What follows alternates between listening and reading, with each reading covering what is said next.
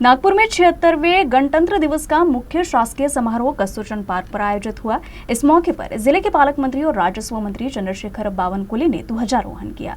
समारोह में नागपुर के सांसद श्याम कुमार बर्वे और जिले के प्रमुख विधायक शामिल हुए।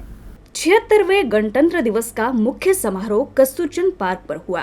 जिले के पालक मंत्री और राजस्व मंत्री चंद्रशेखर बावनकुले ने सुबह 9:15 पर ध्वजारोहण किया।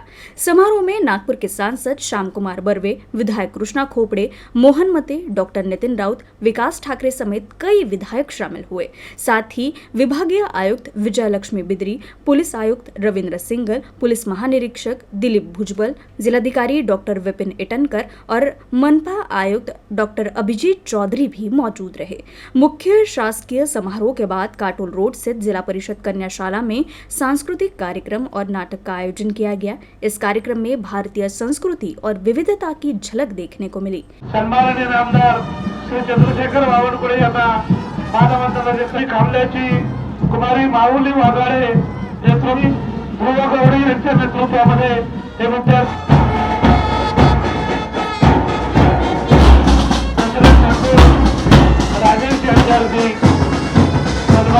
रामदंडी सुमित बांडेगुचे, रामदंडी क्रिस सोबतच चित्रा रथाचं वर्णन। भारतीय स्वातंत्र्याच्या 76व्या प्रजासत्ताकाच्या वर्धापन दिनानिमित्त आज नागपूरमध्ये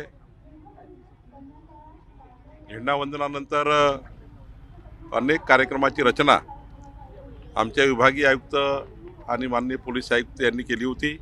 आमच्या संपूर्ण प्रशासकीय टीमने एक उत्कृष्ट आयोजन या ठिकाणी केलं आणि आजच्या दिवशी माननीय पंतप्रधान मोदीजी यांच्या नेतृत्वातला विकसित भारत, माननीय देवेंद्र फडणवीसजी यांच्या नेतृत्वातला विकसित महाराष्ट्राची संकल्पना या ठिकाणी या देशामध्ये आणि महाराष्ट्रात होत आहे।